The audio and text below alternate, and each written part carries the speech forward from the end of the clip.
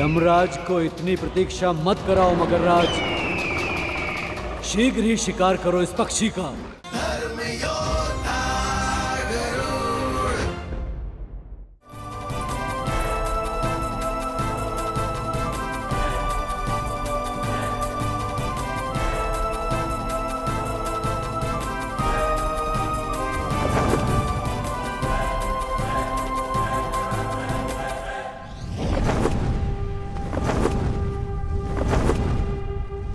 आकाश का इंद्र कहलाएगा वो, आकाश का इंद्र कहलाएगा वो।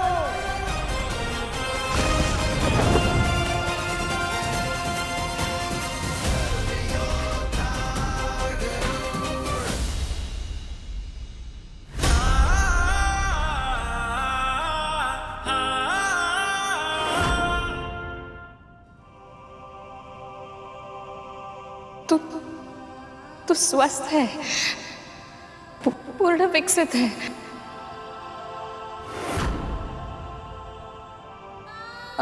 अपने सामान्य रूप में आप पुत्र।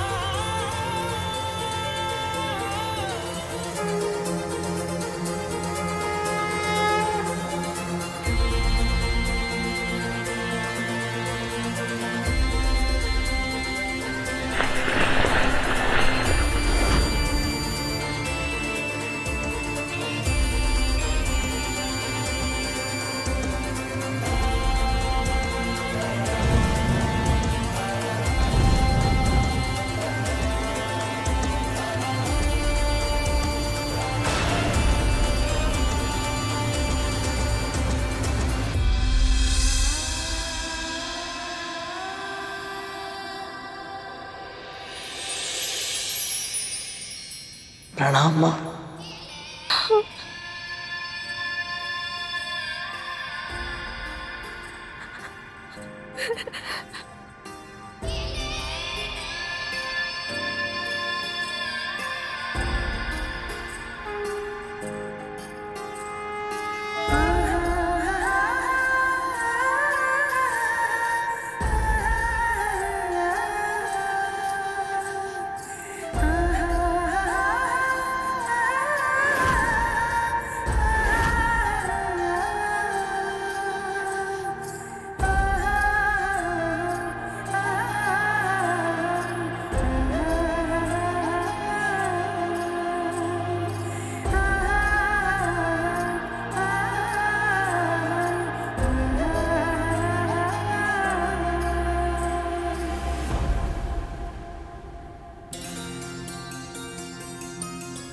तेरा स्थान मेरे चरणों में नहीं, मेरे हृदय में है पुत्र।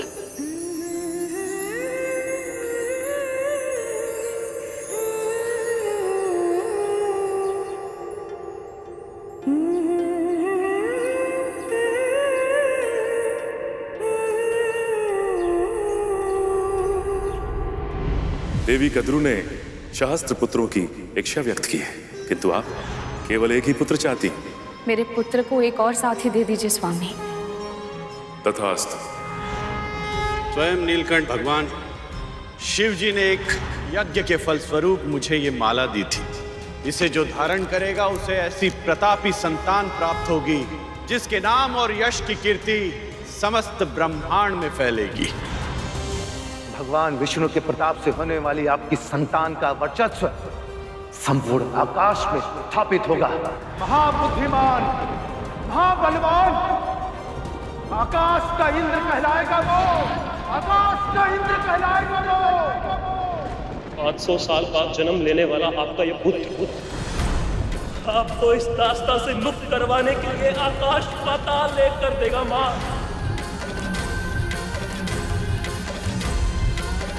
अपनी माँ के धैर्य की और कितनी परीक्षा लोगे तुम? क्या मेरी ममता तुम तक पहुंच नहीं रही? क्यों मेरी पुकार को अनसुना कर रहे हो? ऐसी कौन सी समाधि में लुप्त है प्रभु जो अपनी भक्त की पुकार आप तक पहुंच ही नहीं पा रही है? ना आपको इस माँ की पीड़ा दिखाई दे रही है, ना ही मेरी इन संतानों को।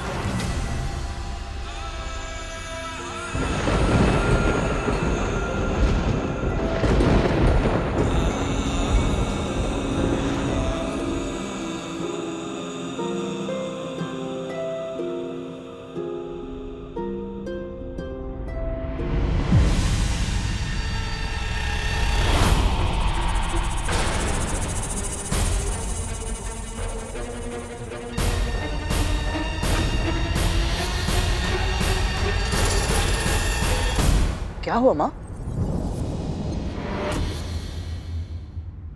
और ये सब कौन है?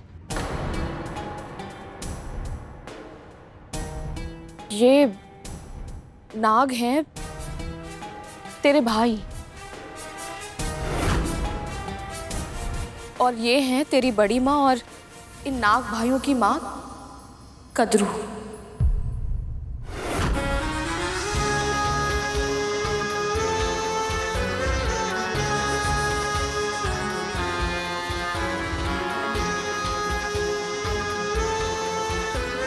प्रणाम बड़ी माँ। मेरी भूल के लिए मुझे क्षमा कर दीजिए। वो मैं आपको और अपने भाइयों को पहचान नहीं पाया।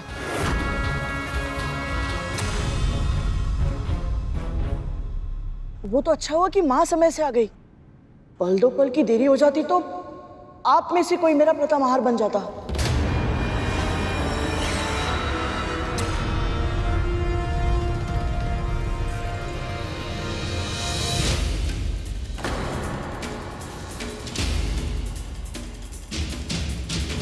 मुझे पूरा विश्वास है कि तुम्हारी माँ ऐसी भूल फिर कभी नहीं होने देगी,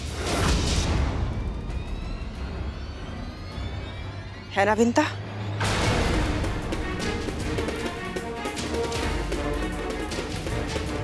जी।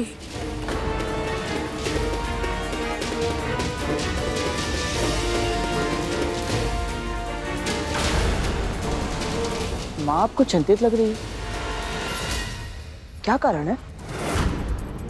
तू कभी अपने होने वाले पुत्र को ये नहीं बताएगी कि तू मेरी दासी क्यों बनी और कैसे बनी।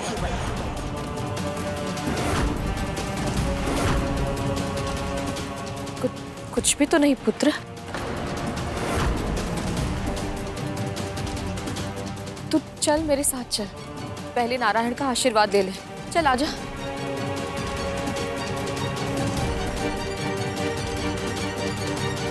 आपकी दूरदृष्टि की जितनी प्रशंसा की जाए उतनी कम है माँ। यदि इसके जन्म से पहले आप छोटी माँ को अपनी दास्ता के बंधन में ना बांध लेती तो आज ना जाने क्या हो जाता।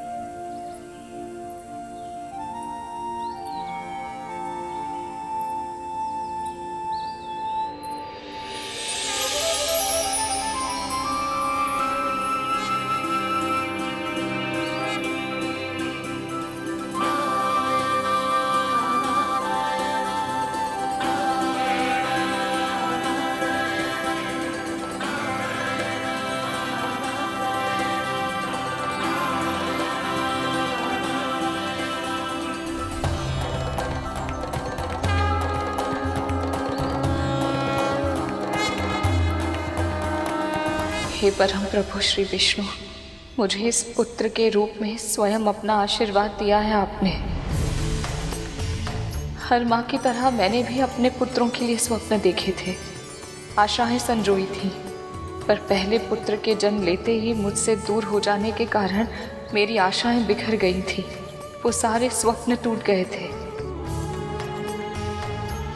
और अब 1 सहस्त्र वर्षों की लंबी प्रतीक्षा के बाद मुझे ये पुत्र मिला है, तो मैं माँ बनने से पहले ही दासी बन चुकी हूँ।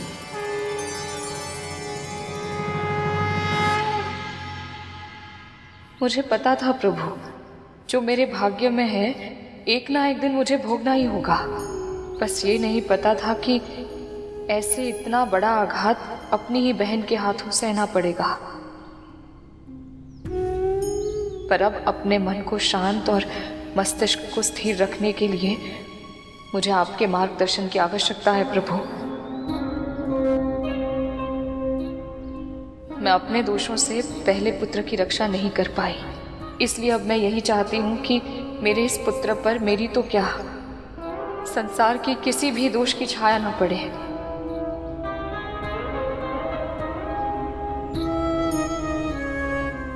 दासी पुत्र होने के बाद भी आदर्श बने, महान बने। मेरी ये प्रार्थना स्वीकार कीजिए प्रभु, इसे अपना आशीर्वाद दीजिए।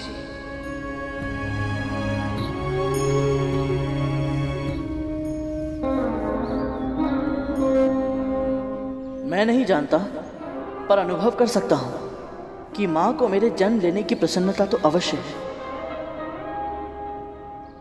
पर कहीं ना कहीं इनका मन उदास भी है। मुस्कुराहट में अजीब सी झिझक है, माथे पर चिंता की रेखाएं हैं। हे प्रभु, मुझे इतनी भक्ति, बुद्धि और शक्ति दीजिए कि मैं अपनी मां की हर उदासी, हर चिंता, हर दुख को दूर कर सकूं।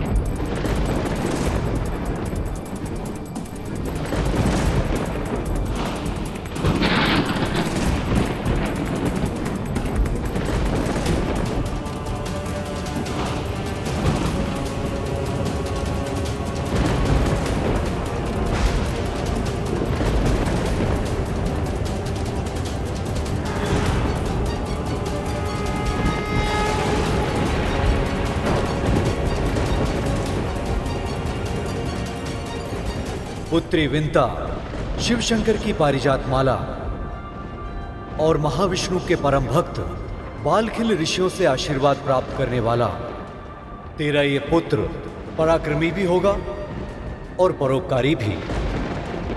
ना तो ये किसी के साथ दुष्ट व्यवहार करेगा और ना ही किसी के साथ दुष्टता होने देगा। ऐसे अनेक असाधारण कार्य करेगा ये, जिनके कारण आने वाले युगों में समस्त संसार इसे धर्म योद्धा गरुड़ के नाम से जानेगा।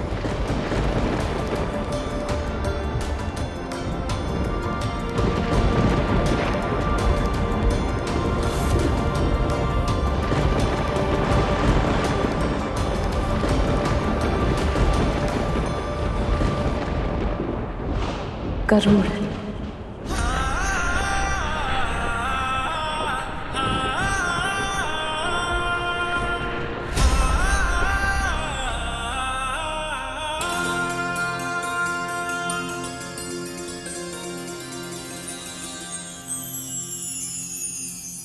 मेरा पुत्र गरुड़।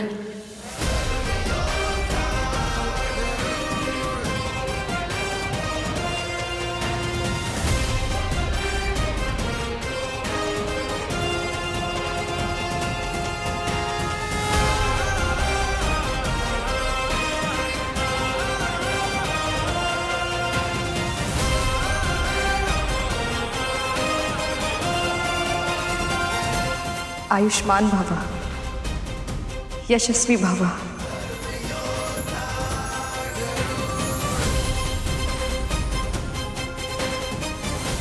जो संसार में सबसे अधिक स्नेह विंता से करती थी, उसी बड़ी बहन के द्वारा छल से दासी बनाए जाने के दुख से विंता हमेशा के लिए टूट चुकी थी। पता है गरुड़, तुम्हारी माँ बहुत विद्वान, बहुत बुद्धिमान हुआ करती थी। कोई कल्पना भी नहीं कर सकता था कि जिसके चेहरे पर आत्मविश्वास का ऐसा तेज तमकता हो, वही विंता भय की छाया में सदा सदा के लिए दासी बनकर रह जाएगी। और उनके साथ हुई घटना के कारण तो वो पहले ही टूट चुकी थी, और कद्रू के निर्मम वार ने उसके कोमल से हृदय को चकनाचूर कर दिया था। तुम्हारी सुरक्षा करना जीवन का उद्देश्य बन गया था। अपने लक्ष्य को साधने के लिए कद्रू उसके भाई का उपयोग कर रही थी। तरह तरह की शारीरिक मानसिक दबाव डाले ताकि उसका आत्मविश्वास और उसका मनोबल पूरी तरह से टूट जाए। और यही हुआ। धीरे धीरे विंता स्वयं को भूलने लगी थी। बस उसे याद था तो सिर्फ अपने वचन का मान। तुम्हारी माँ के लिए उसका वचन ही परम सत्य है और सत्य ही धर्म है।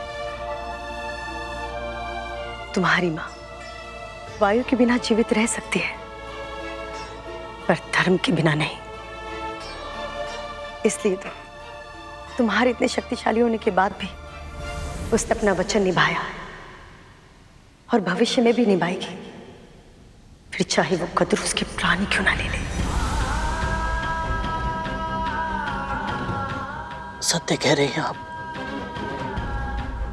मां के इन्हीं व्यवहारों के कारण मेरे मन में इतने सारे प्रश्न उत्पन्न हुए कि दोनों बहन होकर एक महारानी और एक दासी क्यों?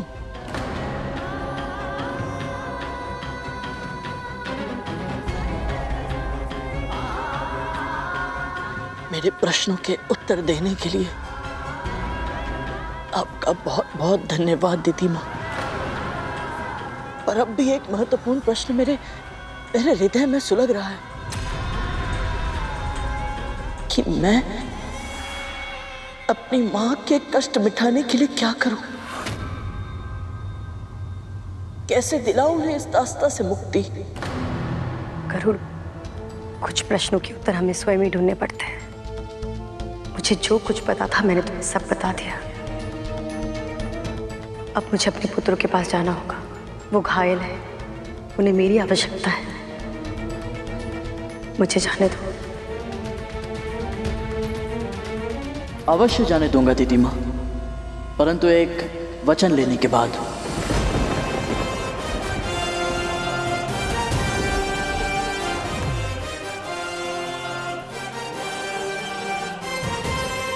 वचन दीजिए दीदी माँ कि मेरी अनुपस्थिति में आपका कोई भी पुत्र, असुर सेना का कोई भी योद्धा, कोई भी सैनिक अदिति माँ की तपस्या भंग करने का प्रयास नहीं करेगा। सब व्यर्थ हो गया। इस गरुड़ के कारण ना तो मैं अपनी समस्या का अंत कर पाई और ना ही कद्रू की। मैं तुम्हें वचन देती हूँ।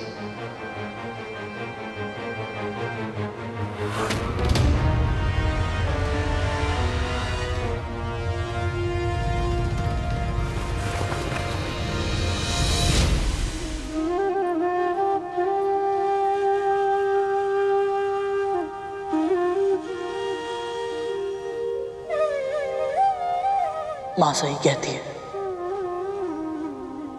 परम पिता श्री विष्णु रहस्यमय है और कृपा अवश्य करते हैं।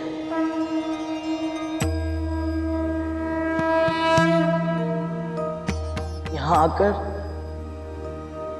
ना केवल मुझे आपके दर्शन हुए अदिति मां, और अपने दानव भाइयों और अदिति मां से भी भेंट हो गई। मां पाताल भैरवी का आशीर्वाद मिला और आपकी तपस्या भंग हुए बिना ही मुझे अपने प्रश्नों के उत्तर मिल गए कि मेरी मां दासी क्यों और कैसे बनी। और मुझे पूरा विश्वास है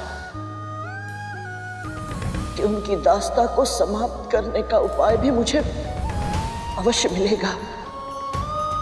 अदिति मां, मेरी इच्छा तो यही है कि मैं आपके सानिध्य में और रुकूं और आपकी तपस्या के दिव्य प्रकाश का लाभ प्राप्त करता रहूं। और अब मुझे जाना होगा। मेरी मां और नियति मेरी प्रतीक्षा कर रही है।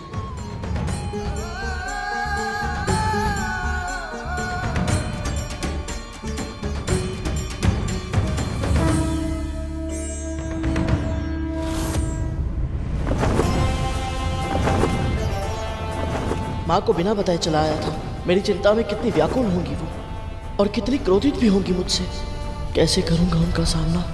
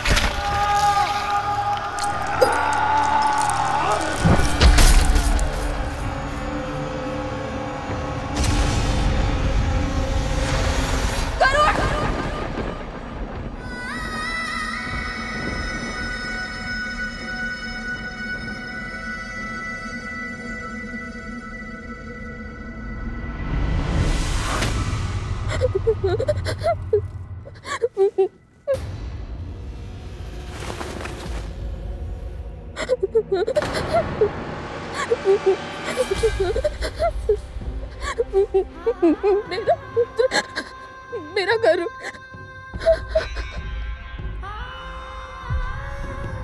ये तो ऐसे विलाप कर रही है जैसे गरुड़ के प्राण ही चले गए हों। वाह, ये सोच कर ही कितना अच्छा लग रहा है। सच में यदि ऐसा हो जाए तो आनंद आ जाएगा। विंदा, दीदी, मैं जानती हूँ, पहले भी अनेक बार मैंने आपसे कहा है कि मुझे उसकी चिंता हो रही है, पर आज मेरे गरुड़ को। उठो,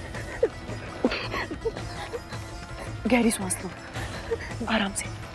अब बताओ क्या हुआ है। गहरी सांस लो, अच्छे से।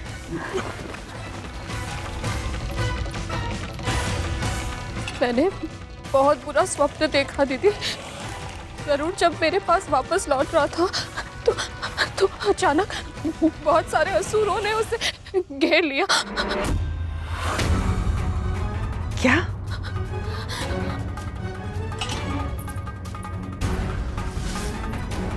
ठीक ठीक बता, क्या देखा तूने? गरुड़ ऊंचे आकाश में उड़ रहा था, तभी एक तीर उसके पंख में धंस गया।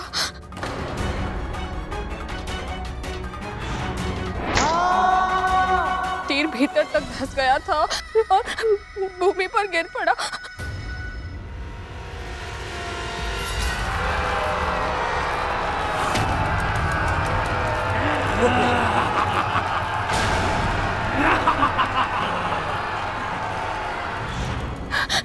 उसने असुरों का सामना करने की चेष्टा की, पर वो अकेला था।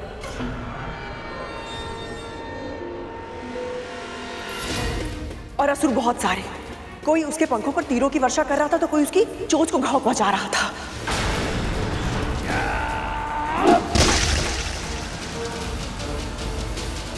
कोई उसके शक्तिशाली पंजों को तलवार से काट रहा था तो कोई उसकी आंखों को फोड़ रहा था।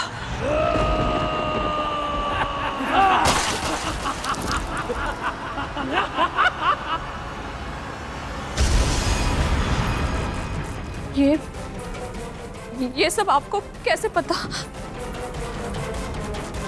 क्योंकि मैंने भी अभी भी यही स्वप्न देखा है विंता।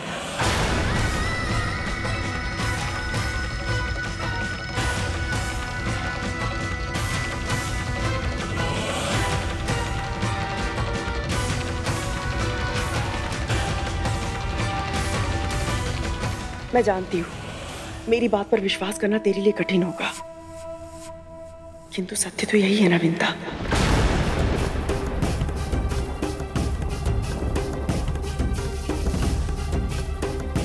जन्म से पहले उस बालक ने मेरे मन मस्तिष्क पे एक अमिट छाप छोड़ दी थी, इसलिए एक अजीब सा जुड़ाव अनुभव करती हूँ मैं उसके साथ। अब तक मैं ही तुझसे कहती रही कि तू चिंता मत कर, कुछ नहीं होगा उसे, किंतु अब इस स्वप्न के बाद ये आश्वासन भी नहीं दे सकती तुझे मैं।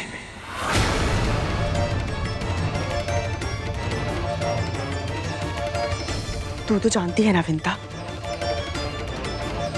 जब ब्रह्म मुहूर्त में दो व्यक्ति एक ही स्वप्न देखते हैं तो वो स्वप्नावशी।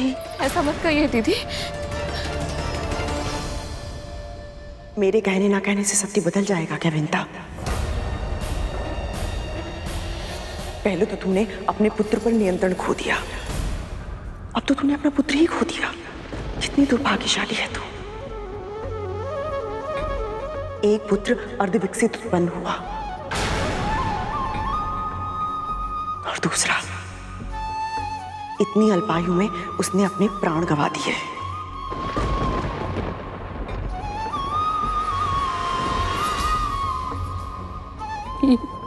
यह संभव है? ऐसा नहीं हो सकता। मेरा पुत्र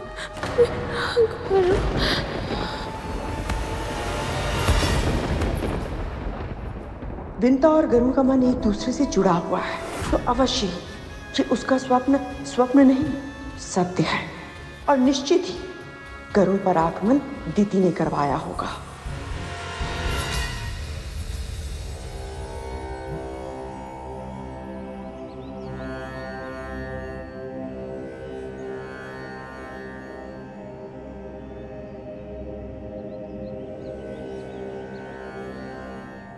ओम यमाय सोममनुनुत यामाय जुहुता हविः यमं ह यज्ञो गच्छति अग्निदूतो अलंकृतः। ओम यमाय सोममनुनुत यामाय जुहुता हविः यमं ह यज्ञो गच्छति अग्निदूतो अलंकृतः। ओम यमाय सोममनुनुत यामाय जुहुता हविः यमं ह यज्ञो गच्छति अग्निदूतो अलंकृतः। ओम यमाय सोममनुनुत यामाय जुहुता हविः यमं ह। गरुड़ के तन का आकार देखा है? तो पूरे वन की लकड़ियां भी कम पड़ जाएंगी। हाँ भूत नंदी, उसे जलाने के लिए तो पूरे महल का घी भी कम पड़ जाएगा। माँ,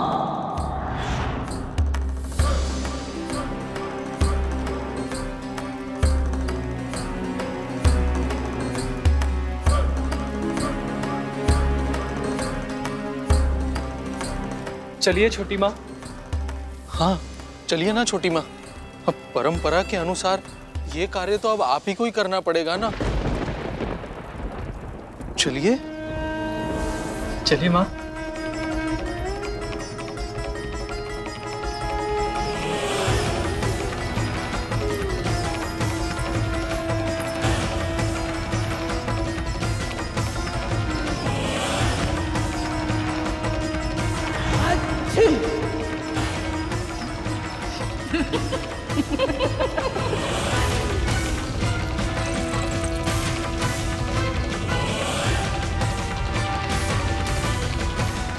गरुड़ का श्राद्ध होगा तो उसकी ताकत कम होगी।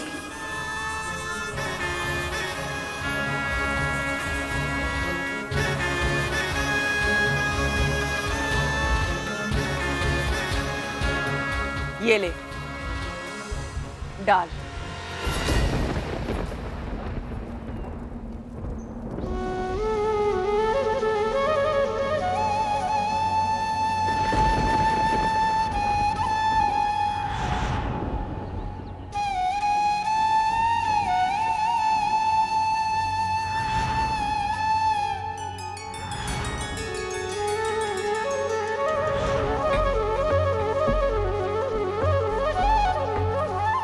अब आप दिवंगत का नाम बताइए। जिनकी मृत्यु हुई है उनका कुल और नाम बताइए।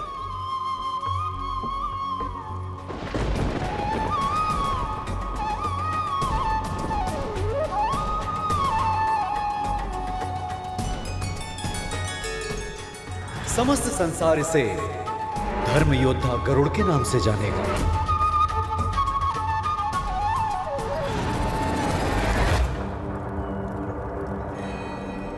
कश्यप पुत्र गरुड़।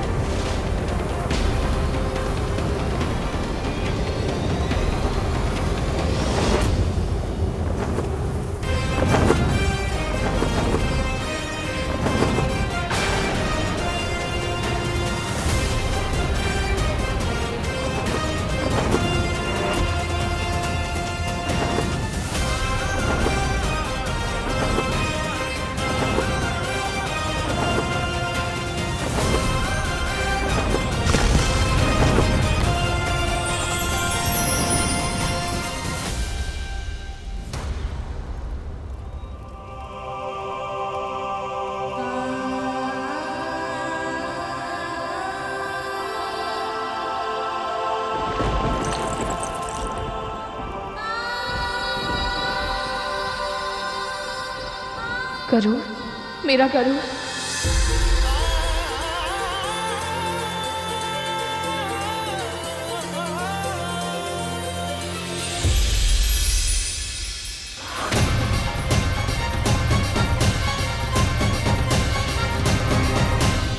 माँ,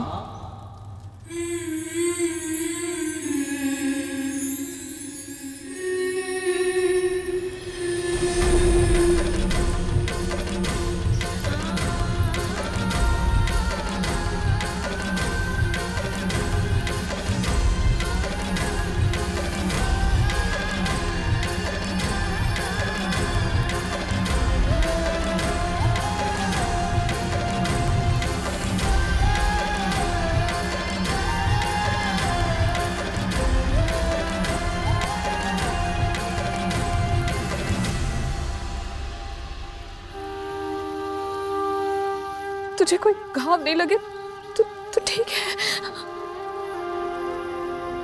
असुरों से बच कैसे गया ये? माँ ने तो कहा था कि असुरों को कोई पराजित नहीं कर पाएगा, फिर ये जीवित कैसे बच गया? तो ठीक है।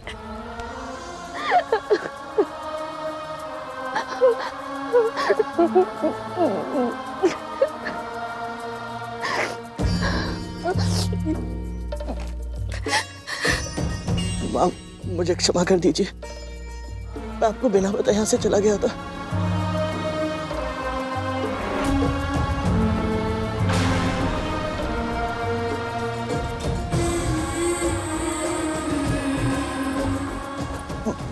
माँ, मैं जानता हूँ मैंने आपको बहुत दुख दिया है, आपका क्रोधित होना भी उचित है। माँ, मेरी बात तो सुनिए। माँ, मैं विवश था।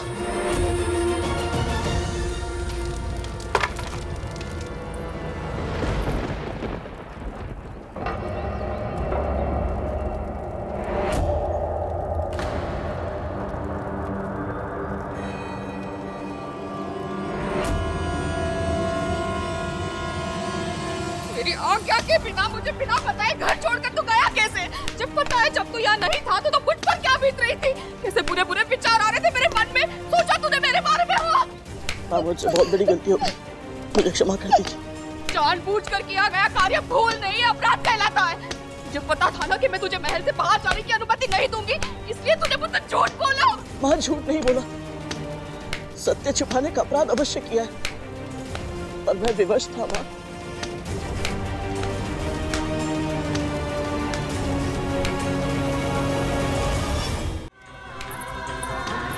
ऐसी क्या विवशता थी? पूछ इससे, कहाँ गया था ये? कद्रू ने विंता को छल से दासी बनाया था।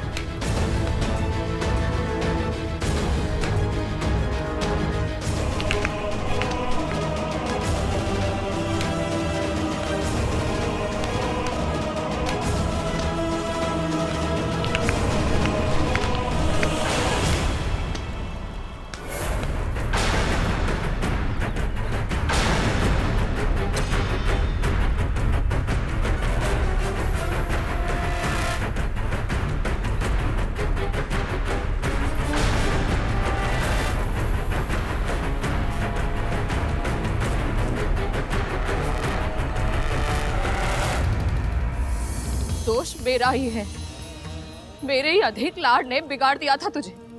मुझे लगा था तू मेरे प्रेम से बंधा है, मुझसे दूर नहीं जाएगा।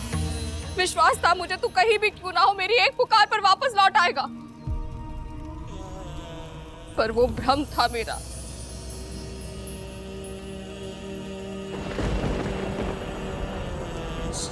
माँ,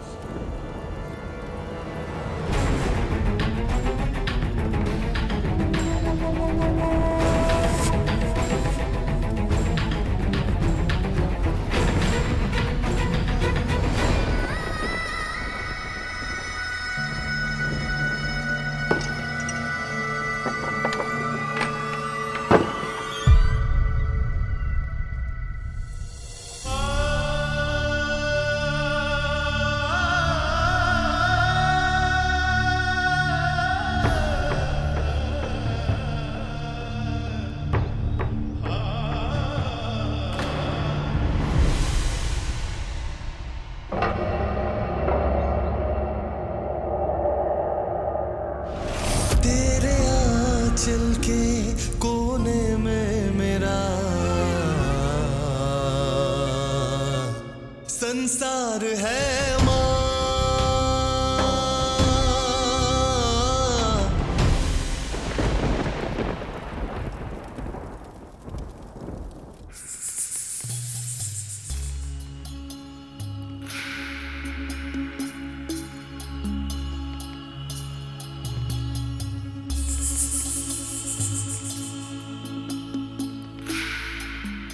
धूमल, ये असुर तो बड़े भीषण होते हैं ना? हाँ, तब तो मैं भी वही सोच रहा था, पर ये गरुड़ से बचकर कैसे वापस आया? पर मैं कुछ और सोच रहा था। यदि गरुड़ इतना ही शक्तिशाली है कि असुरों की पूरी सेना को हरा कर लौट आया, तो अपनी मां से क्यों पिटता रहता है? दोनों अभी के अभी चुप नहीं हुए ना, तो मेरे ही हाथों पिटोगे। अपना क्रोध इन पे मत निकाल काली। मां, आपको क्या लगता है उसे सत्य पता है?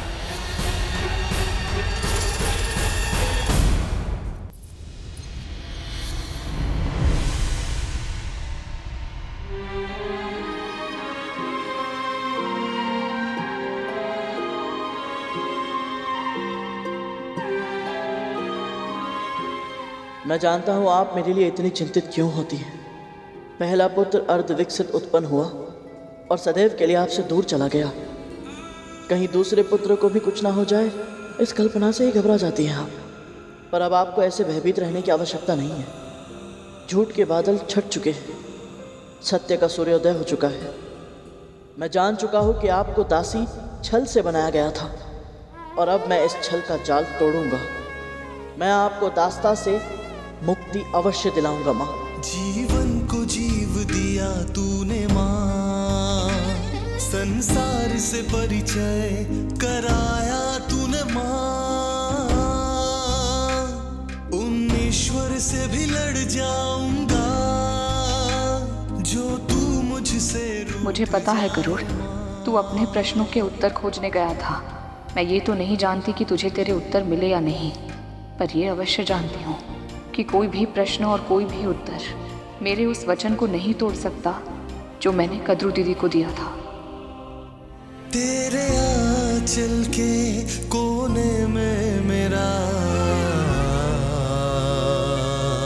विंता अपने प्राण त्याग देगी, किंतु अपना वचन कभी नहीं तोड़ेगी, ये भली भांति जानती हूं मैं।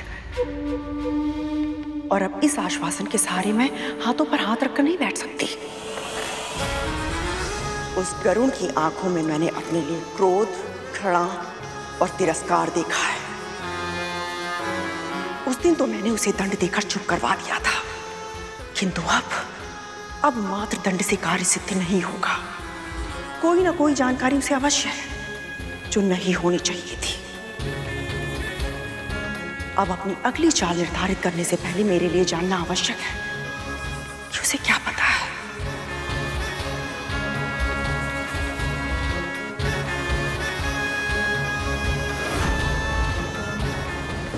माँ,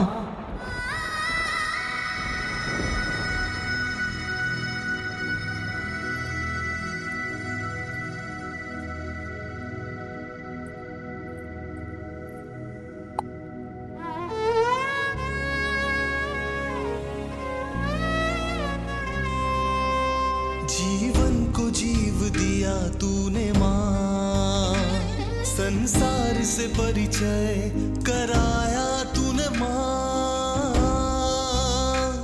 उन ईश्वर से भी लड़ जाऊंगा जो तू मुझसे रूठ जाए माँ। अपना हर सुख तूने मुझको दिया, मेरे हर दुखों को हर लिया तूने माँ, लिया तूने माँ। तेरे आंचल के कोने में मेरा संसार है माँ।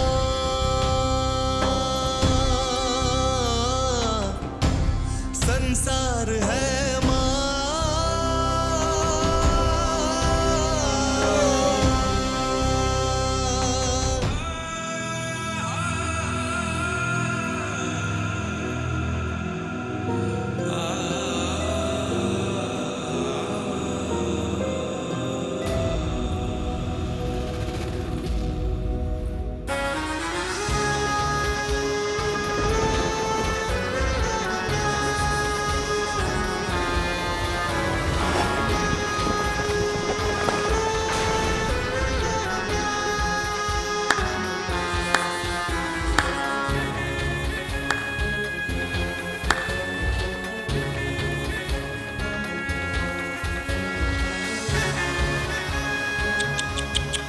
क्या हुआ?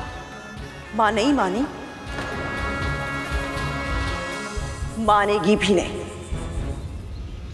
क्योंकि इस बार तूने केवल उसकी अवज्ञा नहीं की है, मेरी भी की है।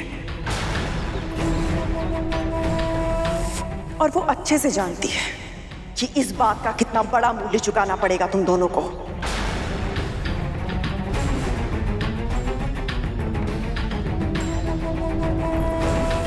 घूर क्या रहा है? पिछली बार जो तूने दुस्साहस किया था, उसका क्या परिणाम मिला था तुझे?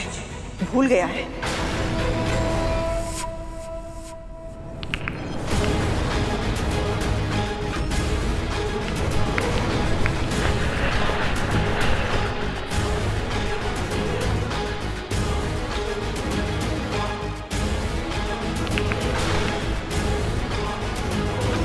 मुट्ठी बीच रहा है, आक्रमण करेगा मुझ पे?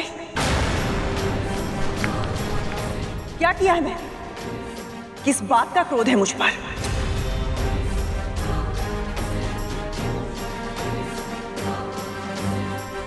आवेश में दांत पीसना बंद कर और बता, सत्य का पता करने गया था ना तू?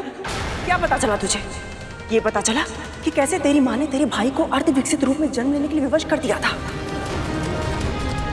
क्या फिर ये पता चला कि कैसे उसने शर्त लगाने के अवगुण के कारण तेरा और अपना जीवन दांव पर लगा दिया था?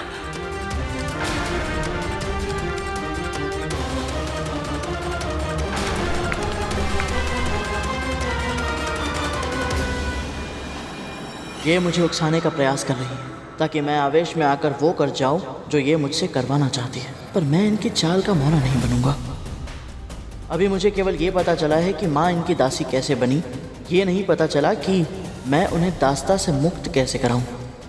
इसलिए पहले मुझे उपाय खोजना है, फिर सही समय पर सही तरह से लक्ष्य प्राप्त करना है, पर उसके लिए मुझे अभी सूझबूझ का परिचय देना होगा।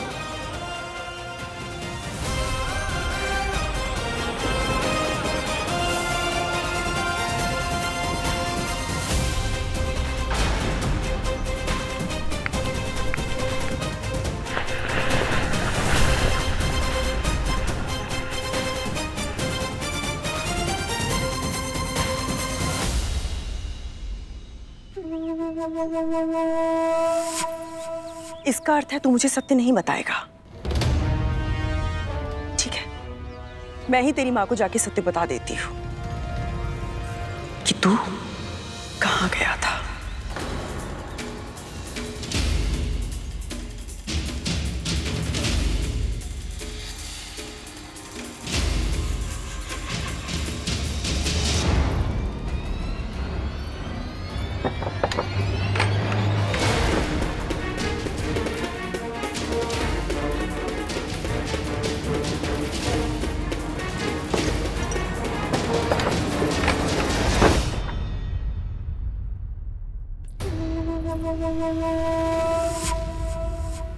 अपने प्रभु विष्णु जी को जितना प्रसन्न करना है तुझे, कर ले विंता।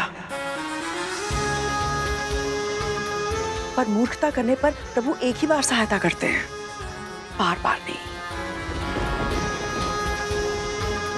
क्या कहना चाहती हैं आप? तुझे क्या लगता है तेरा मेरा स्वप्न पूरा क्यों नहीं हुआ?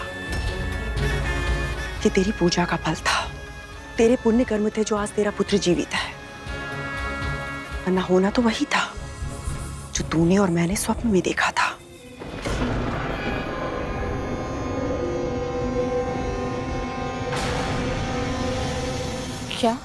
क्या लगा था तुझे? तेरा पुत्र भ्रमण पर गया था या संसार देखकर लौटा है? असुरों की सेना के साथ युद्ध करके आया है तेरा पुत्र।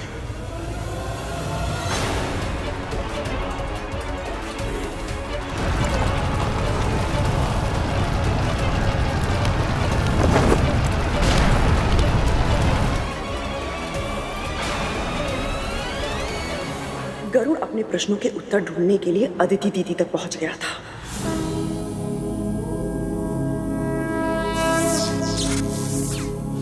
जहां उनकी तपस्या को भंग करने के लिए असुर सेना गई हुई थी। पर तेरा मूर्ख पुत्र बिना अपने प्राण की परवाह किए उस सेना को रोकने की मूर्खता कर रहा था। वज्रांग ने युद्ध स्थल से उसको हटाने के लिए अपना दूत भी भेजा। जाओ जाओ, चले जाओ। किंतु इसने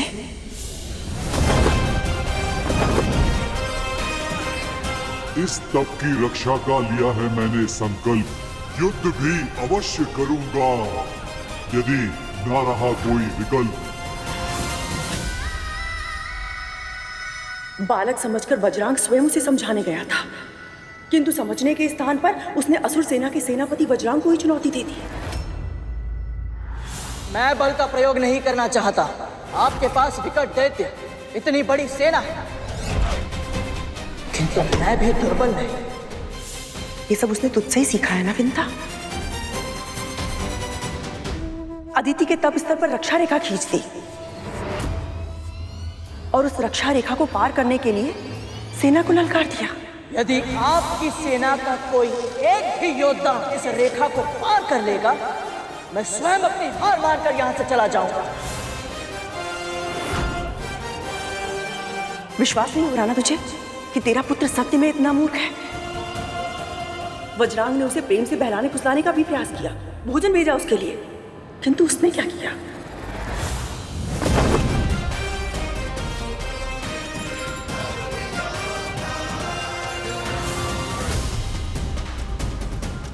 ऐसे ही आंसू बहाएगी यदि समय रहते तूने अपने पुत्र को नहीं समझाया।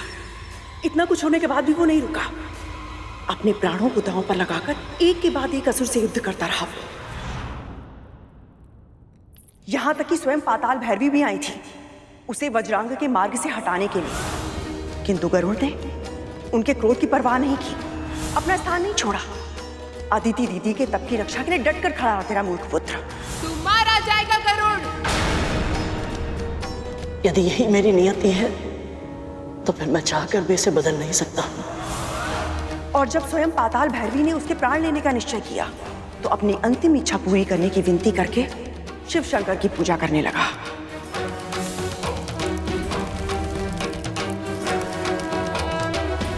अब भस्म से त्रिपुंड बना।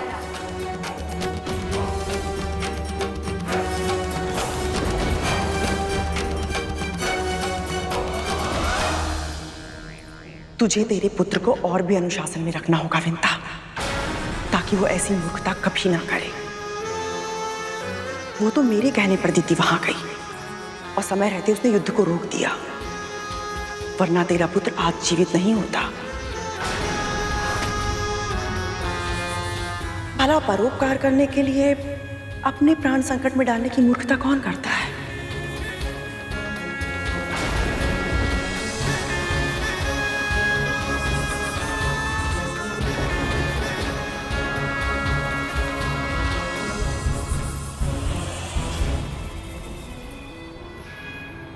अब आएगा आनंद।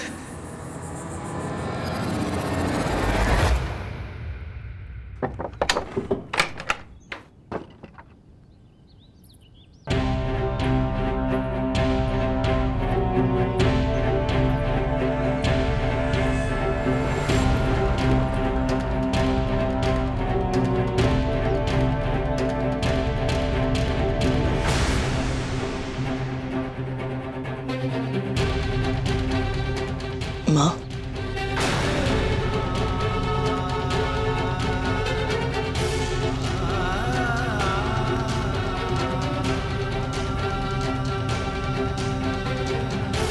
मुझे क्षमा कर दीजिए माँ। मैं इतनी बड़ी भूल फिर कभी नहीं करूंगा। पर मैं चाहती हूँ तू ऐसी भूल बार बार करे।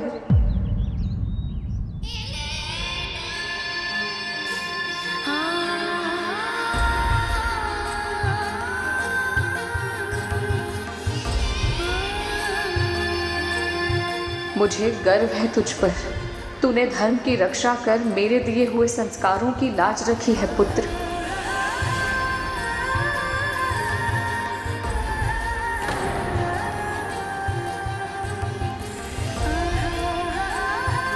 मुझे तो लगा था कि मेरी बातें सुनकर विंता गरुड़ को दंड देगी, किंतु ये क्या हो रहा है?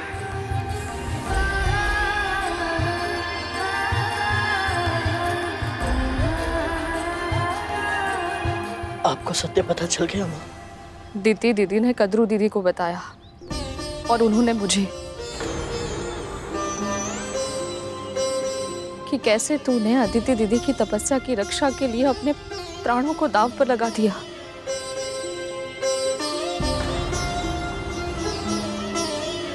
मेरा पुत्र इतना बड़ा हो गया और मुझे पता ही नहीं चला।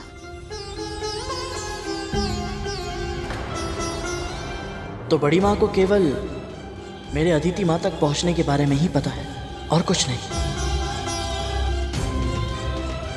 तूने इतना बड़ा परोपकार किया, मेरे संस्कारों की लाज रखी और मैंने तुझे माँ, आप माँ है मेरी, जो भी करती है मेरे भले के लिए तो करती है। और वैसे भी माँ के हाथों से मार खाने का सौभाग्य तो बहुत भाग्यशाली संतानों को ही प्राप्त होता है। और यदि एक बार मार खा लो तो बहुत देर तक भूख भी नहीं लगती। कैसी माँ हूँ मैं? तू इतने समय बाद इतनी लंबी यात्रा करके आया है और मैंने तुझसे ये तक नहीं पूछा कि तुझे भूख लगी है कि नहीं। तू चल, अभी मेरे साथ चल, मेरे सामने आंखें करके अपना आहार कर।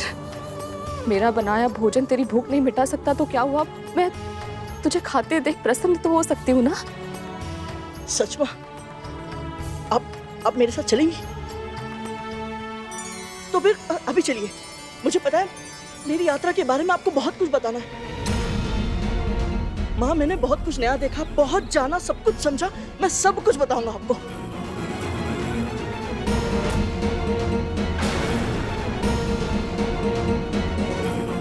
अब ये किस यात्रा की बात कर रहा है और ये विंता को क्या बताना चाहता है? मुझे बहुत कुछ बताना है आपको माँ, चलिए।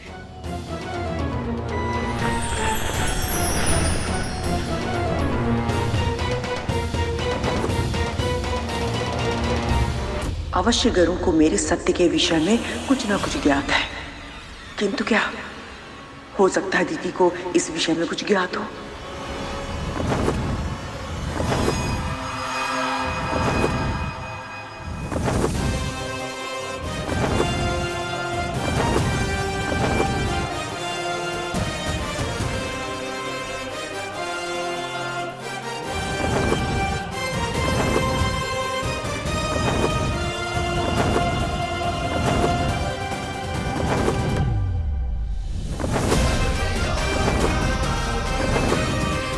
गरुड़, धीरे, तेरी माँ को अभ्यास नहीं है इतनी ऊंचाई का।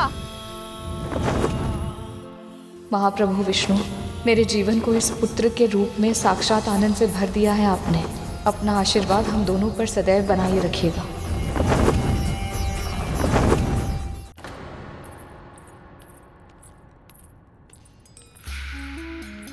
क्या हुआ कद्रू, इतनी शीघ्रता में क्यों बुलाया मुझे?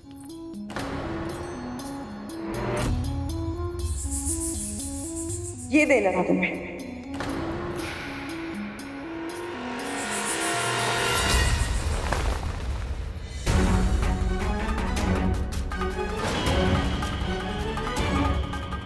कहना क्या चाहती हो तुम? गरुड़ को कैसे पराजित किया जा सकता है, इसका भेद मैंने ही तुम्हें बताया था ना। फिर भी वो पूरी असुर सेना को हराकर सकुशल वापस लौट आया है। इसका अर्थ तो यही हुआ ना, तुम्हारे पुत्रों को, विशेष रूप से वज्रांग को बहुत हानि पहुंची होगी। तन के घाव तो ये औषधि दूर कर देगी, किंतु जो आत्मविश्वास घायल हुआ है उसे कैसे ठीक करोगी तुम?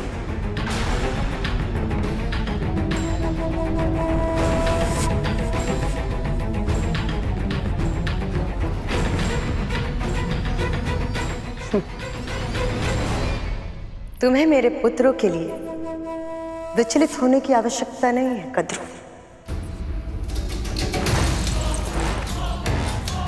चिंता ही करनी है तो अपनी और अपने पुत्रों की करो, क्योंकि बल और बुद्धि दोनों में ही तीव्र है गरुड़। यदि इतना जानने के बाद भी उसने अब तक कुछ नहीं बताया तो एक ही अर्थ हो सकता है क्या करने वाला है वो? और इतना जानने के बाद भी ऐसा क्यों कहा तुमने? क्या जानता है वो? स्वयं क्यों नहीं पूछ लेती जाकर अपनी दासी और उसके पुत्र से? और हाँ, यदि उन दोनों ने सत्य नहीं बताया तो समझ जाना कि विद्रोह के बीज जड़ पकड़ चुके हैं।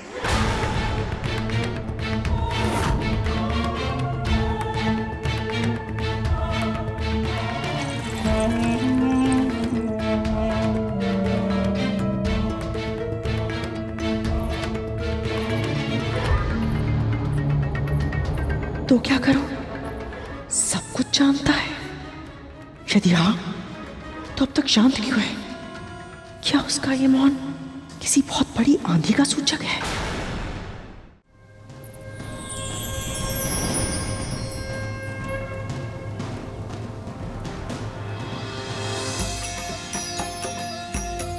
ये तो वही स्थान है जहां आपने मुझे संस्कार दिए थे।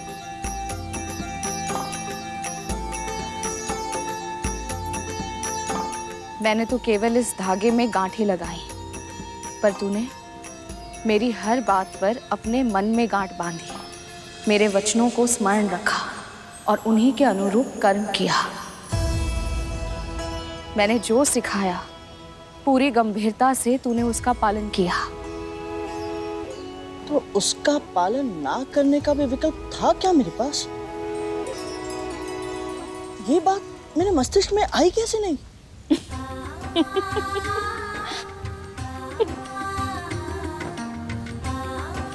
माँ, आपके मुंह से निकला हर एक वचन मेरे लिए ईश्वर की वाणी है, जिसकी उपेक्षा करना संभव ही नहीं है। मैं बस यही चाहता हूं माँ कि आप सदैव ऐसे ही मुस्कुराती रहें, सदैव प्रसन्न रहें, सुखी रहे। जब तक तू मेरे पास है, मैं हर परिस्थिति में सुखी ही रहूंगी।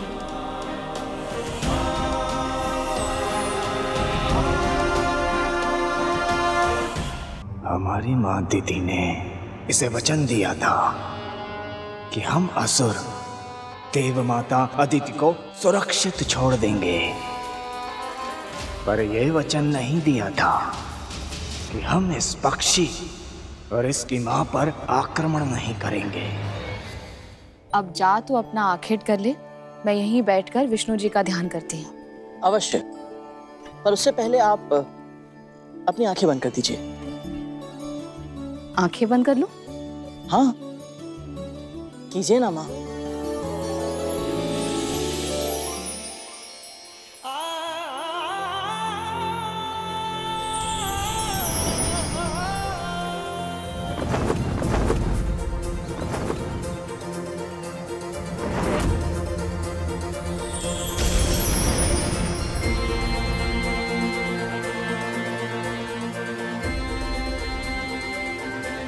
माँ, बहुत दिनों से आपकी सेवा नहीं की थी। ना आपके लिए जल लाया, ना रात में पंखा जला, ना आपके चरण दबा पाया। आपकी सेवा के बिना जीवन अधूरा सा लगता है माँ।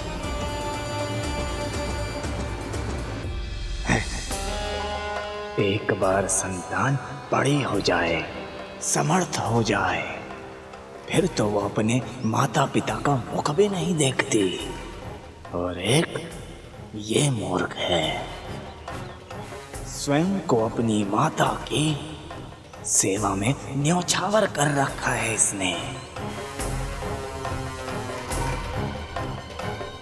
तभी तो हमारे साथ युद्ध में हर समय माँ माँ की रट लगा रखी थी इसने। अब आज्ञा दीजिए।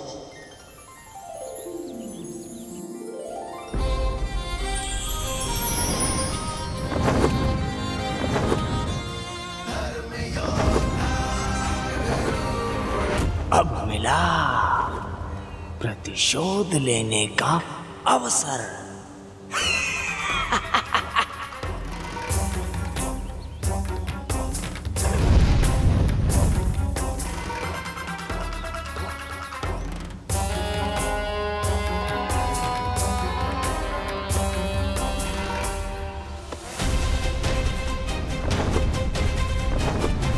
यहाँ तो आहार के लिए कोई भी जीव नहीं दिख रहा। माँ मेरी प्रतीक्षा कर रही होंगी।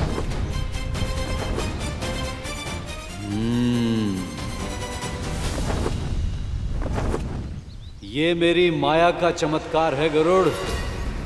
मैंने सभी जीवों को तुम्हारी दृष्टि से ओझल कर दिया है।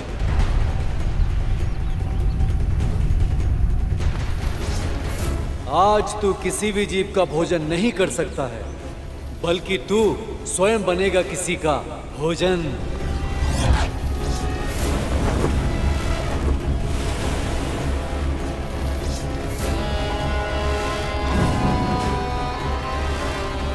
हे भोलेनाथ, हे दीनानाथ, मेरी सहायता कीजिए। हे भोलेनाथ, मेरी सहायता कीजिए। अपने भक्तों पर कृपा कीजिए। हे भोलेनाथ, अपने भक्तों की सहायता कीजिए। हे दीनानाथ, मुझ पर दया कीजिए। तुम कौन? भयभीत मत होइए, मैं आपकी सहायता करने के लिए आया। तुम कौन हो बालक? तुम मेरी क्यों सहायता करना चाहते हो? बस आप यही समझ लीजिए कि मैं भी आप ही की तरह एक भक्त हूँ। और रहा प्रश्न आपकी सहायता करने का, तो मेरी माँ कहती है जब भी परोपकार करने का अवसर मिले तो हिचकिचाना मत। भोलेनाथ तुम्हें आशीर्वाद दे बालक। बस मेरा एक काम कर दो, इस मटके में जल भरकर मेरी कुटिया तक छोड़ दो। बस इतनी सी बात? मैं अभी गया और अभी आया। लाइए।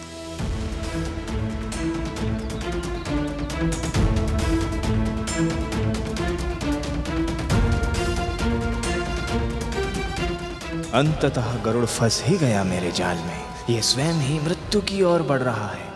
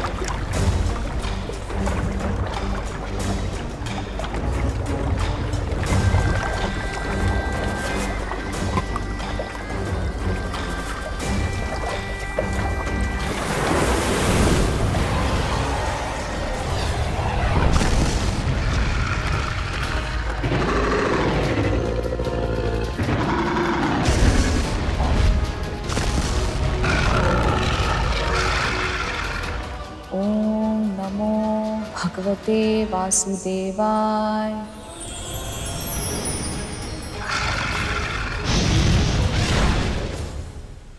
ये संघर्ष तेरी मृत्यु की आहट है गरुड़। ओम नमो भगवते वासुदेव। गरुड़, अब तक तो उसे लौट आना चाहिए था। वो ठीक तो है?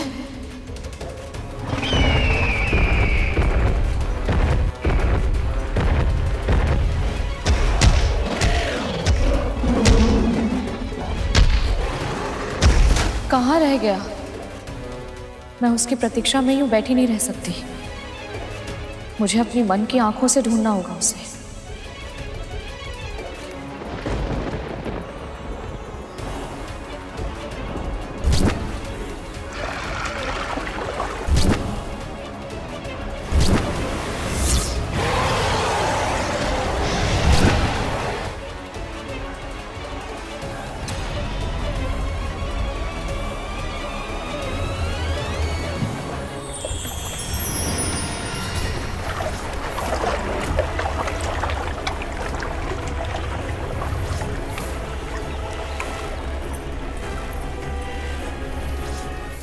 गरुड़,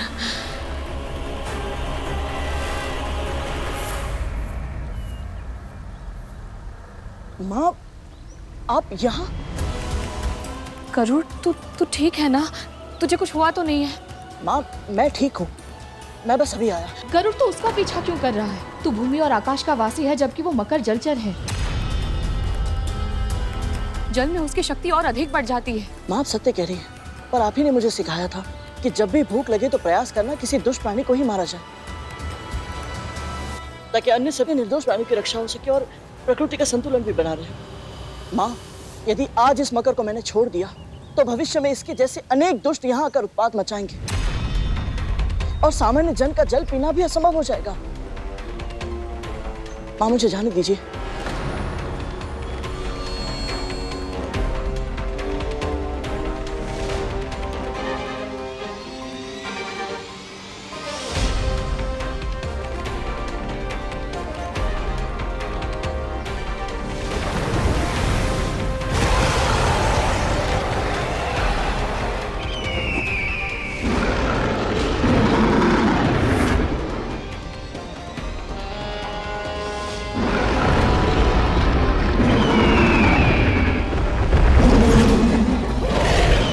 यमराज को इतनी प्रतीक्षा मत कराओ मगरराज, शीघ्र ही शिकार करो इस पक्षी का।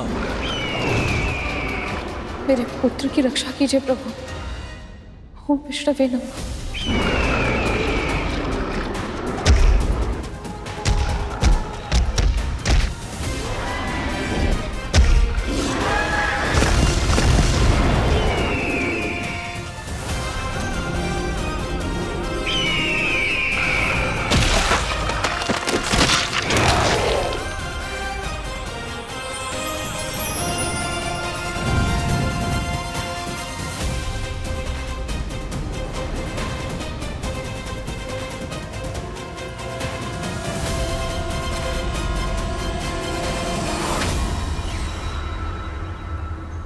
राहु,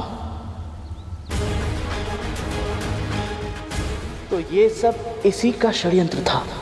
दुष्टों को कितना भी समझाओ, ना सुधरते हैं ना संभलते हैं।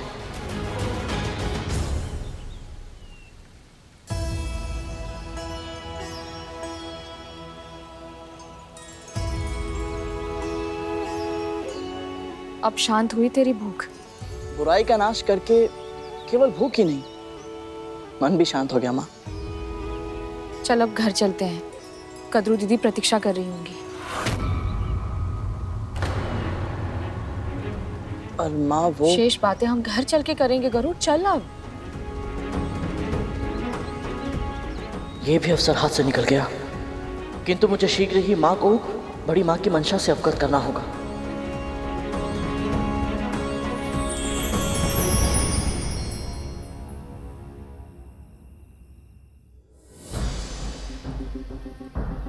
कहाँ रह गए ये दोनों? माँ,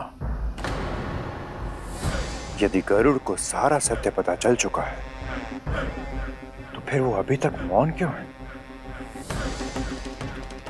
मैं भी वही सोच रही हूँ तक्षक। कहीं ऐसा तो नहीं ये दोनों माँ पुत्र भोजन के बहाने हमें ही भोजन बनाने का षड्यंत्र रच रहे हो? मुझे कैसे पता होगा कालिया? आपने इतना पूछा फिर भी गरुड़ कुछ नहीं बोला, क्यों माँ? हाँ माँ, अगर हमें पता ही नहीं चलेगा कि उसे क्या पता है वो कितना, तो उसे नियंत्रण में कैसे रख पाएंगे? प्रश्न प्रश्न प्रश्न, तुम लोगों को केवल प्रश्न पूछने के लिए जन्म दिया है ना मैंने। एक वो गरुड़ है जो अपनी माँ के लिए आकाश पाताल एक कर रहा है, और तुम लोग उल्टे सीधे प्रश्न करके मेरी चिंता बढ़ा रहे हो। जब कुछ करते हैं तब भी डांट पड़ती है, और जब कुछ नहीं करते तब भी डांट पड़ती है।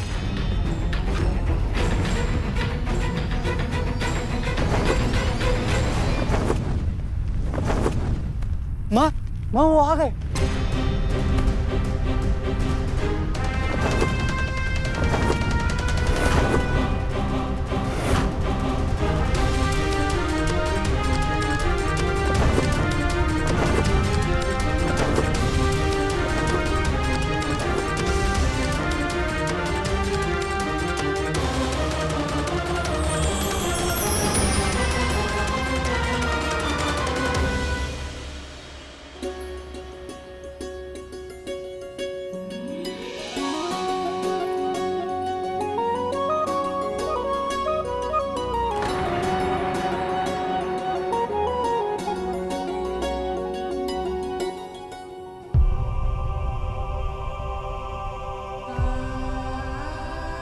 ये घाव कैसे लगे तुझे?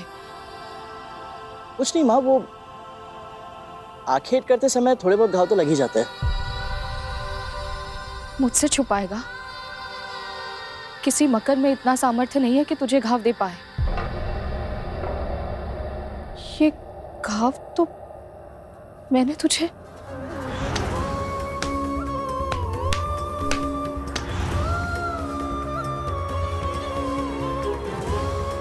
माँ, कुछ नहीं हुआ है मुझे। कैसे नहीं हुआ?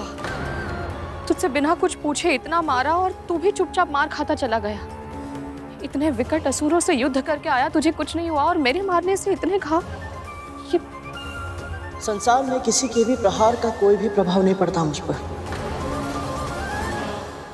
और जब आप मारेंगी तो कष्ट तो होगा ना माँ।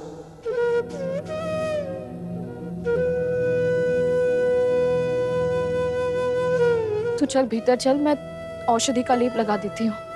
आजा चल। यदि विंता को पता होता कि उसका पुत्र केवल असुरों से युद्ध करने नहीं बल्कि उसके अतीत का सत्य जानने गया है, तो उसका व्यवहार इतना सामान्य नहीं होता। इसका अर्थ है गरुड़ ने अपनी यात्रा के विषय में अपनी मां को कुछ नहीं बताया।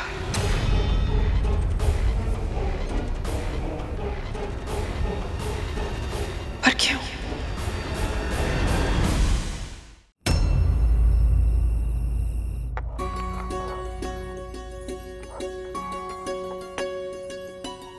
माँ, मुझे दीजिए, मैं पीसता औषधि। लाइए। नहीं, चोट भी खाएगा और औषधि भी स्वयं बनाएगा तो माँ क्या करेगी? पर माँ, गरुड़, जैसे तुझे मेरी सेवा करके आनंद मिलता है, वैसे ही मुझे भी तेरे लिए कुछ करके प्रसन्नता मिलती है। तू अपनी माँ को प्रसन्न नहीं देखना चाहता? जा वहां जाकर बैठ जा।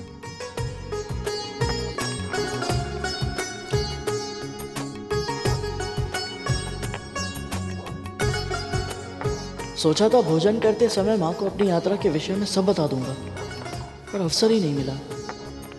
और अब तो बहुत रात हो गई है, माँ भी थक गई होंगी।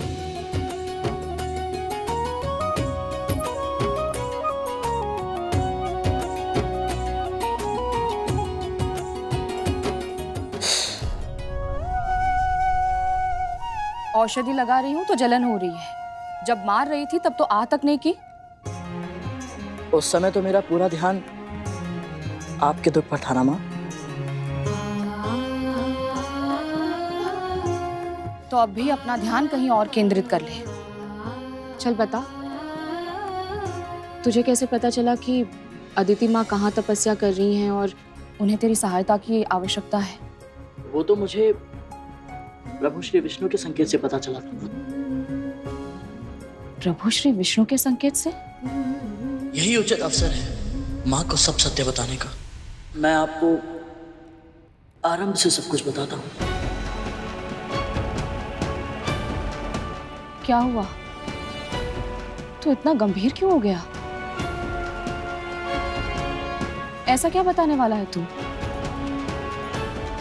माँ, मैं आपकी दास्ता की कथा जानने के लिए आपको बिना बताए वैकुंठ गया था।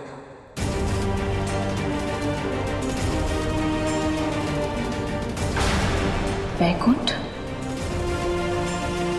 पर वहां कोई भी प्राणी इस देह के साथ नहीं जा सकता।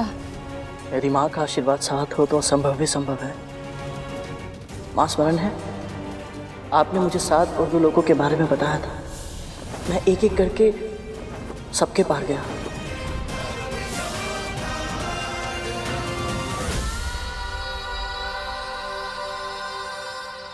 और दूर से ही सही पर ब्रह्म लोक में मुझे पिताजी के दर्शन हुए माँ। सत्य? हाँ माँ, पिताजी के मुख पर जो तेज था ऐसा मैंने कहीं नहीं देखा। वो तेज उसकी आभा सबसे अलग है पुत्र। ऋषियों में सर्वप्रथम है। ब्रह्मा, विष्णु, महेश सब उनका सम्मान करते हैं। उनकी अर्धांगिनी होना मेरे लिए गर्व की बात है। और तू भी बहुत भाग्यशाली है पुत्र कि तू उनका पुत्र है। सत्य कहा मां आपने। मैं सचमुच बहुत भाग्यशाली हूं।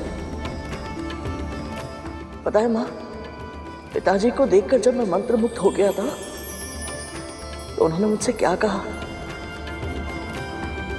पुत्र गरुड़, एक बार किसी कार्य को करने का निश्चय कर लो तो फिर मन को भटकने नहीं देना चाहिए। जाओ और अपने लक्ष्य को पूरा करो। इसका अर्थ है स्वामी ने गरुड़ की इस सत्य जानने के लिए की गई यात्रा का समर्थन किया। तेरे पिता सांसारिक विषयों में आसक्त नहीं होते, उनसे उदासीन रहते हैं, पर फिर भी तुझे यात्रा के लिए आशीर्वाद दिया। ये बहुत बड़ा सौभाग्य है। मां, पिताजी के वचनों से उत्साहित होकर मैं और ऊपर उड़ा। फिर जब मैं वैकुंठ पहुंचा तो एक भयंकर काले नाग ने मेरा मार्ग रोक लिया।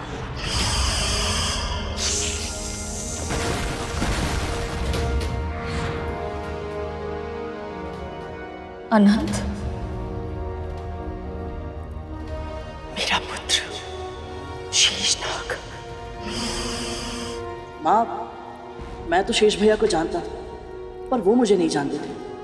उन्हें ऐसा लगा कि कोई असुर प्रभु विष्णु की तपस्या को भंग करने के लिए आया है, इसीलिए उन्होंने मुझ पर आक्रमण किया।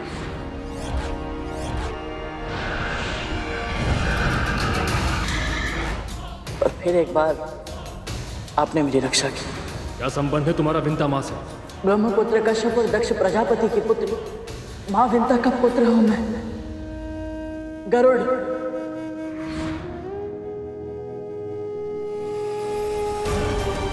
शेषनाग ने मेरा पुत्र होते हुए भी इस विंता का साथ दिया।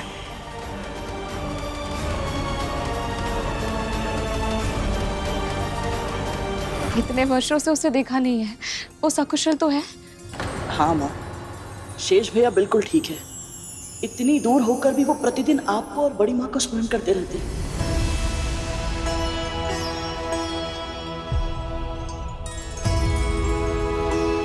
और पता है माँ, प्रतिदिन वो प्रभु विष्णु से भी पहले बड़ी माँ का नाम लेकर अपना दिन आरंभ करते हैं। कद्रू दीदी ये सुनकर बहुत प्रसन्न होंगी। वो बताती नहीं है, पर मैं उनके हृदय को जानती हूँ। अनंत और वासुकी के दूर चले जाने के कारण वो बहुत दुखी हो गई थी। जहां जाना चाहते हो जाओ, जहां जाओ सुखी रहना।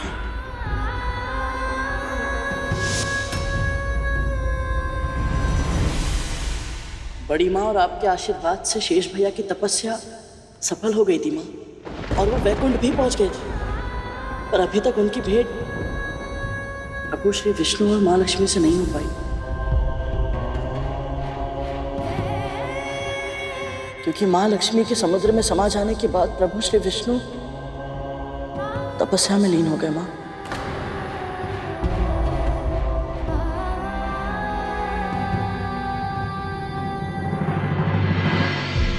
क्या प्रभु विष्णु के दर्शन मिले तुझे? दूर से ही सही, पर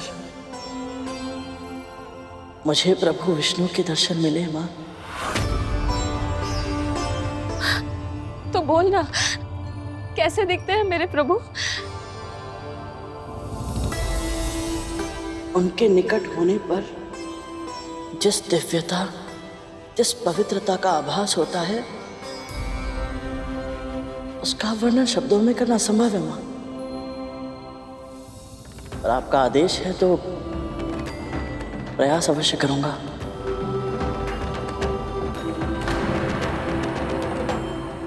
प्रभु तपस्या में लीन है माँ।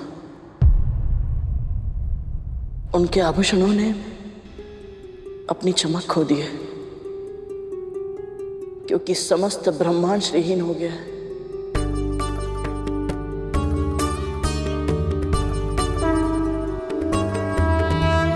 ऐसी स्थिति में भी उनके व्यक्तित्व से ऐसी आभा प्रकट होती है माँ, जिसमें सहस्त्र सूर्यों से भी अधिक प्रकाश है, पर ना तपन है ना जलन, बस शीतलता है, सौम्यता की अद्भुत शीतलता।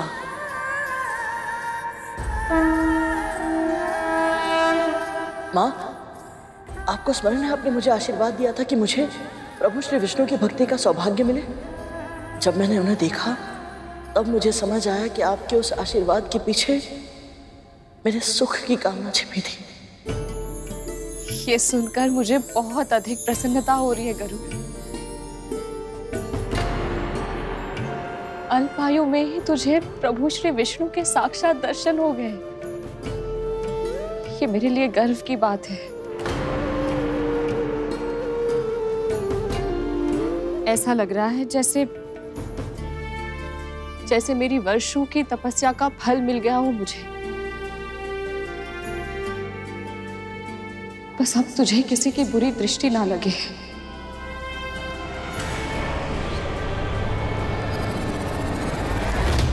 कब तक जो इधर उधर की बातों में समय नष्ट करता रहेगा? मुझे तो बस ये जानना है कि शेषनाग ने इसे मेरे और विंता के बारे में क्या बताया है।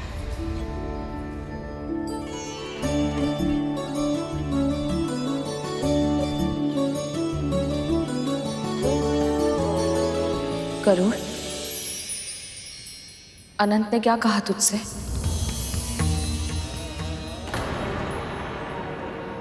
एक ना एक दिन तो सत्य सामने आना ही है पुत्र।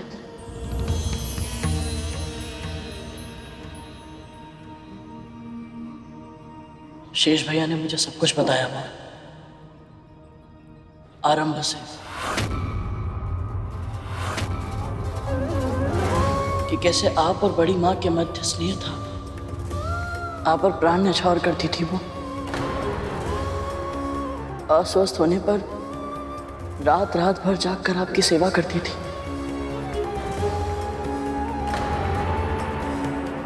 पर जिस दिन महर्षि दुर्वासा ने अपनी परिजात माला उनके स्थान पर आपको दे दी, उस दिन के बाद सब कुछ बदल गया।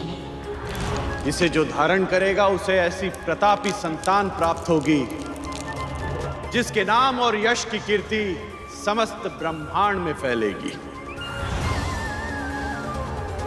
बड़ी मां के मन में आपके प्रति ईर्ष्या ने जन्म ले लिया।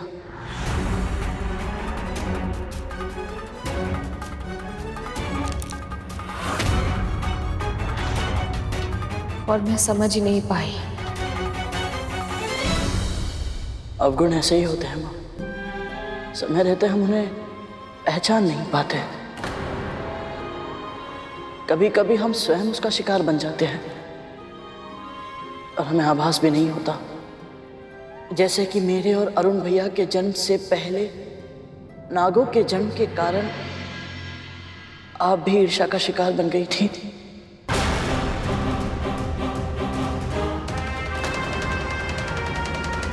और आपको पता भी नहीं चला था। अब मुझे ज्ञात करना ही होगा कि डिमों के भीतर मेरी संतान पल रही है या नहीं।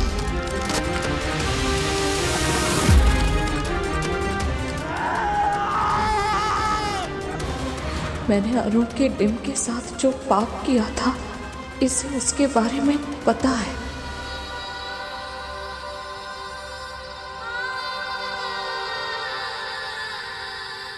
माँ,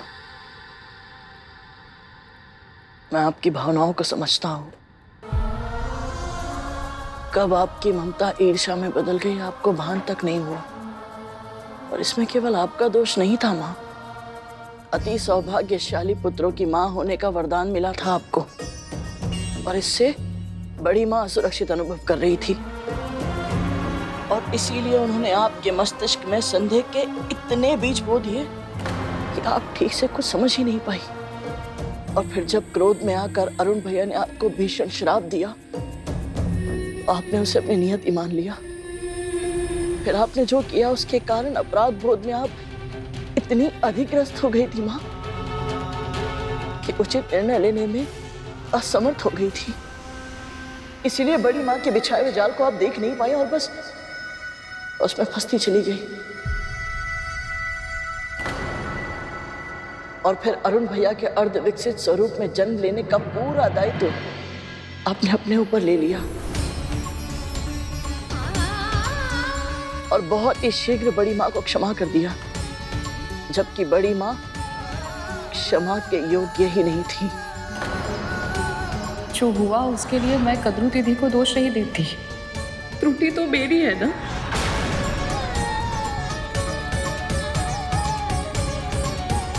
ये सब अनंत ने कहा तुझसे? नहीं माँ, शेष भैया को तो अरुण भैया के जन्म के बाद की घटनाओं के बारे में कुछ पता ही नहीं है। मुझे भी एक पल के लिए ऐसा लगा कि आपकी दासी बनने के कारणों को जानने का जो मेरा प्रयास है ये बस अब असफल रह जाएगा। पर प्रभु श्री विष्णु ने मुझे संकेत दिया कि मैं अदिति माँ के पास जाऊं।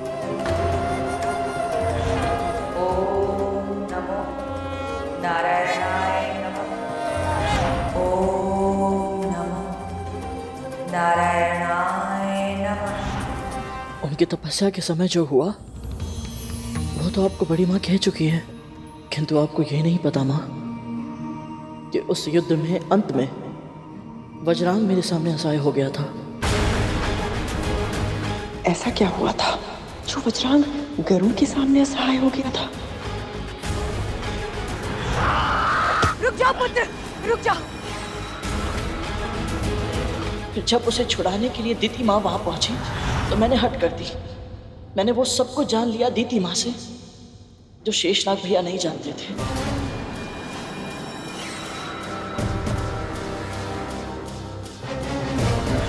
जब तक हमें उसके सामर्थ्य का अनुमान पूर्ण रूप से नहीं लग जाता, हमें विंता को जीवित रखना होगा। केवल विंता ही है जो अपनी संतान को नियंत्रित करेगी।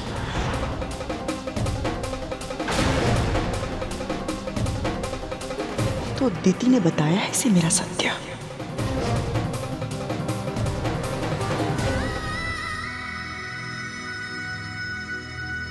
माँ, आप नहीं जानती कि बड़ी माँ ने आपके साथ विश्वासघात किया था। आपके शर्त लगाने के अवगुण का लाभ उठाकर उन्होंने छल किया आपके साथ माँ। उस घोड़े उच्छा शवा की पूंछ काली नहीं श्वेत थी।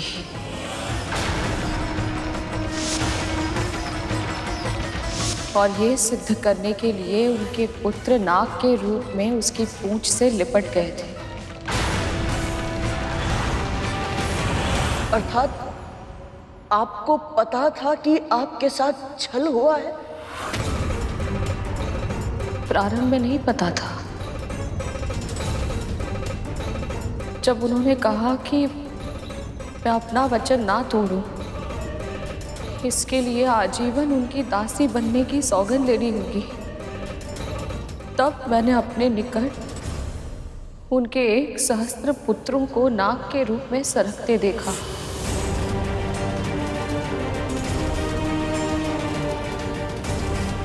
तभी मैं समझ गई थी कि कद्रू दीदी वो शर्त कैसे जीती थी।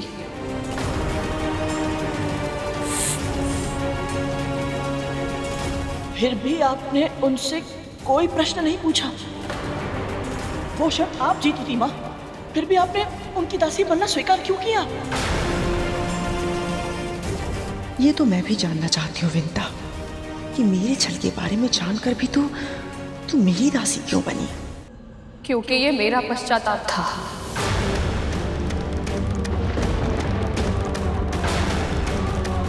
भले ही कद्रू दीदी धोखे से वो शर्त जीती थी, पर शर्त लगाकर जुआ खेलने का महापाप तो मैंने किया था ना। और ये पहली बार नहीं था, उससे भी पहले कई बार केवल आनंद के लिए कुछ दांव पर लगाकर युद्ध क्रीड़ा करना मेरा स्वभाव बन चुका था गरुड़। यदि उस दिन भी मैं शर्त जीतने का प्रयास करती तो मेरा पाप और अधिक बढ़ जाता। मैं नहीं चाहती थी कि मेरे दूसरे पुत्र के जन्म के समय मुझ में कोई कमी हो।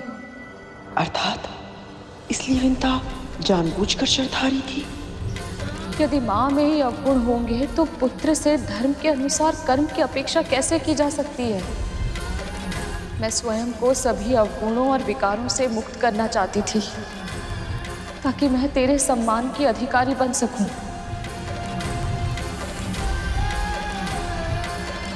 इसीलिए मैंने कद्रू दीदी को वचन दिया था, ईश्वर को साक्षी मानकर।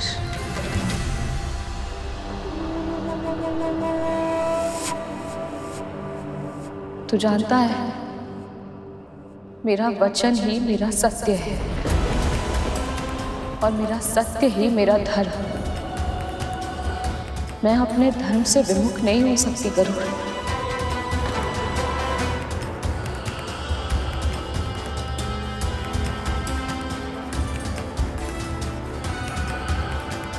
और माँ, पश्चाताप के लिए पूरा जीवन एक दासी के रूप में क्यों? इस विषय में मुझे कोई बात नहीं करनी।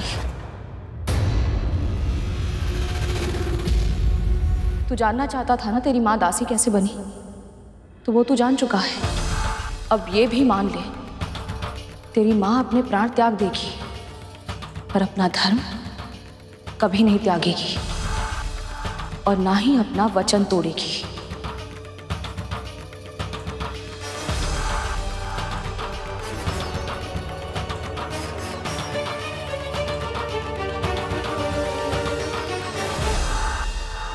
ये तो मैं जानती थी कि विंता तेरे लिए वचन और धर्म सर्वोपरि है और तेरी इसी विवशता का लाभ उठाऊंगी मैं।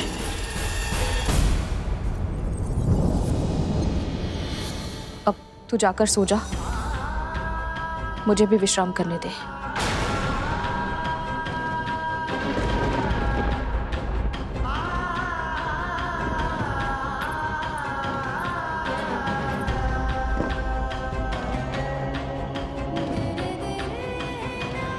जब माँ ही नहीं चाहती तो इन्हें दास्ता से मुक्त कैसे कराऊंगा मैं?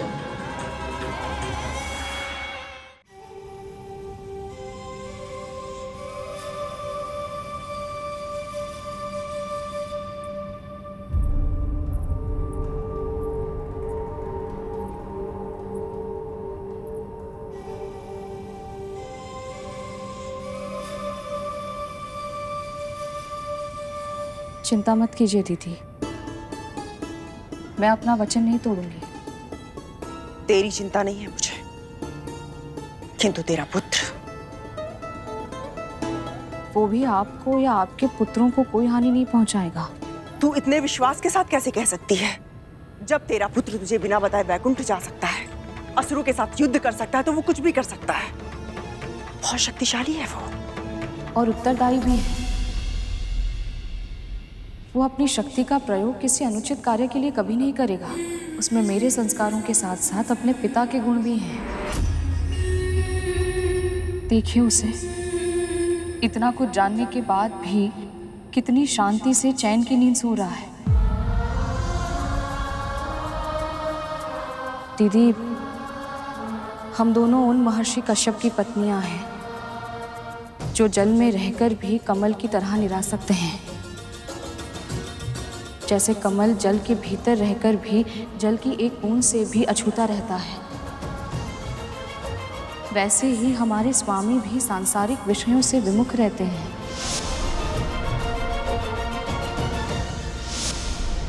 ये सब मुझे ज्ञात है। तू वो बता जो तुझे लगता है कि मुझे नहीं पता है। मैं केवल इतना कहना चाहती हूँ कि आपको हमारे स्वामी से प्रेरणा लेनी चाहिए। यदि आप हर समय अपने पुत्रों की सुरक्षा की चिंता में डूबी रहेंगी तो आपको शांति कैसे मिलेगी? आपको स्मरण है, दीदी दीदी जब संतान प्राप्ति की इच्छा से स्वामी के पास गई थी तो क्या हुआ था? क्या हुआ था? सूर्यास्त की बेला थी और स्वामी तपस्या में लीन थे।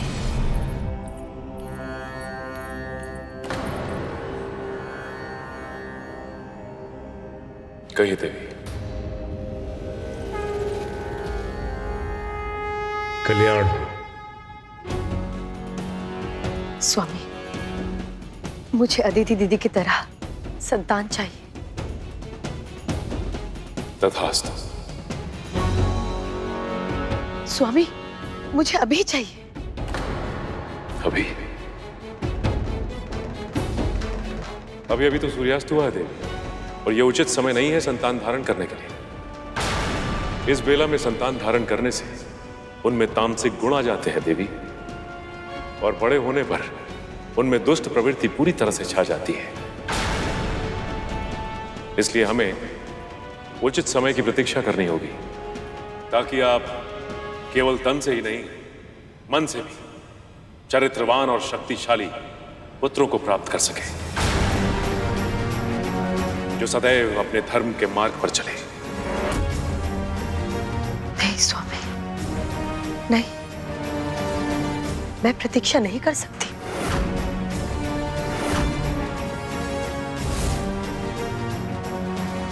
तू मुझे जितना भी समझा ले विंता, किंतु मेरे पुत्रों का ही सर्वस्त्र राज होगा, जो गरुड़ के जीवित होते हुए संभव नहीं है।